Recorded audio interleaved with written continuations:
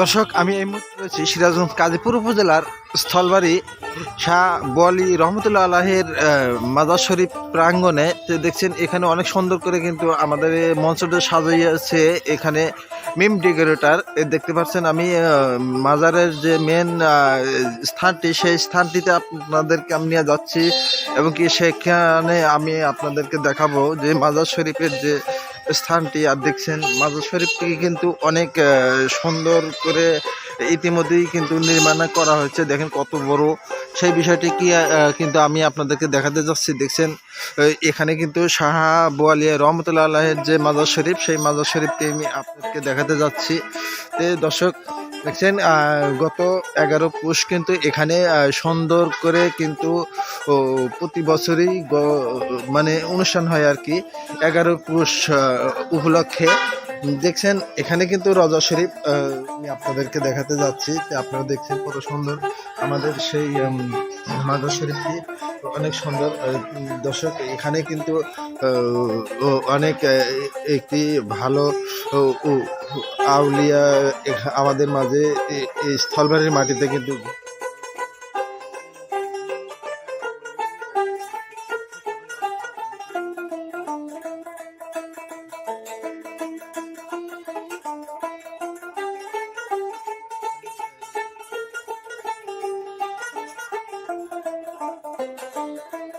দর্শক দেখতে পাচ্ছেন আমি কিন্তু সেই মাজার শরীফের যে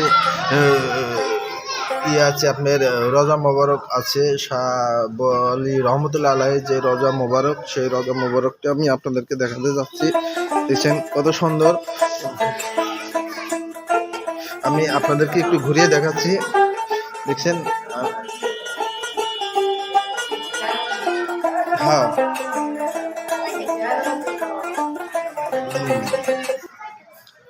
অনেক সুন্দর করে সাজাইছে। এখানে ভক্ত আশেকান কিন্তু রয়েছে। এখানে আমাদের যে মাজার শরীফের যে হ্যাঁ কেশিয়ার সাহেব রয়েছে এখানে, আমি তার সঙ্গে কথা বলবো। কাকু, আমাদের যে স্থলবাড়ি গ্রামের যে মাজার শরীফে এটা প্রতি বছরই তো উরুজ হয়। এই উরুজটা কি উপলক্ষে হয়? ওই 11 পৌষ। 11ই পৌষ প্রতি বছরে 11 পৌষ উপলক্ষে এখানে ওয়াজ মাহফিলের ব্যবস্থা করা হয় আর কি। শাহ বলি রহমতুল্লাহ আলাইহির যে মাজার শরীফ রয়েছে 5 পীরের এক পীর আমাদের স্থলবাড়ির মাটিতে কিন্তু ঘুমিয়ে রয়েছে। এবং কি আমি দেখেছি, আমি নিজে প্রমাণ আমাদের যদি কোনো বেদি হয়, এই যদি আপনার হালাল টাকা পয়সা দিয়ে কিছু, আপনি 5 টাকা পারেন আর 10 টাকা পারেন, সেটা কোনো ব্যাপার না। আপনার মনটা থাকতে হবে সহি, তাইলে কিন্তু আপনার রোগ ব্যাধি ভালো হওয়ার সম্ভাবনা আল্লাহর রহমত থেকে কিন্তু এখানে আসলে পারে কিন্তু রোগ ব্যাধি ভালো হয় নাকি কন? আচ্ছা কাকু, এখানে যে ঘুমিয়ে রয়েছেন এই মাজারটা কতদিন আগের পুরাতনের এই মাজারটি? আমাদের তো মনে হয় ও বয়স 75। জি, এর আগের খবর কম কেমন আগে আমার কালের টান এর যত্ন হয়েছে। আমি দেখেছি, আমি আমার বয়সে যতটুকু দেখেছি, আমি এখানে ঘুরতে এসে এবং কি এই গ্রামে আমার জন্ম, আমি দেখেছি এই মাজার শরীফ ঘিরেই অনেক জঙ্গল ছিল। অনেক আগে অনেক জঙ্গল ছিল এই জায়গাটিকে, এই এলাকাটি ঘুরে এখন অনেক বসত বাড়ি হয়েছে। সেই বিষয়টি কিন্তু আপনারা দেখতে পাচ্ছেন। এখান থেকে অনেক কুখ্যাত জঙ্গল ছিল, কিন্তু এখানে অনেক পুরাতনের একটি ইতিহাস রয়েছে। সেই ইতিহাস আপনাদেরকে আমি জানাবো, আপনারা আমার সাথে থাকুন। এদের তো অনেক ইতিহাস রয়েছে। এখানে যে শাহ বোয়ালি রহমতুল্লাহ আলাইহি যে ঘুমিয়ে রয়েছেন, এটার ইতিহাস কি আপনি কিছু জানেন? হ্যাঁ অবশ্যই। যেমন এখানে যে মাজার শরীফটা রয়েছে, এটা কি আপনি বুঝতে পারলেন? আমাদের তাওয়া মহজুদ আছে তো, জি, তাই আগে হিন্দা পালিতে যাতায়াত করছে। জি, ওনারা তেল খোলা জানিয়ে হচ্ছে হেরে আমার সে বড় কামেলা আছে। উনি পালকির নাইবে এই গ্রামে তার সাহাবাজা আছিল, তাদের বইলে গেছে যে আমার বাড়িতে তোমরা উরুস করো যায়, এই লাগে জিয়ারত দিয়েছে, তারপর আমার বাড়ি যায়। দেখছেন উনি আবার আমার বাড়িতে ফের জিয়ারত দিলে। দেখছেন আমাদের বাংলাদেশটা কিন্তু অলিয়া উলিয়ার বাংলাদেশ। এখানে কিন্তু কোন ওলি আউলিয়া আমাদের এই বাংলাদেশটা ঘিরে কি কোথায় যে আল্লাহর ইয়েতে ঘুমিয়ে রয়েছেন এটা বলা খুব মুশকিল।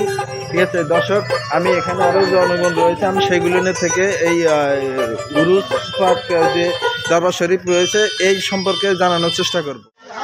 দেখছেন দর্শক, আমি কিন্তু সেই মাজার শরীফকে আমি দেখাচ্ছি আপনাদেরকে। এই যে দেখুন,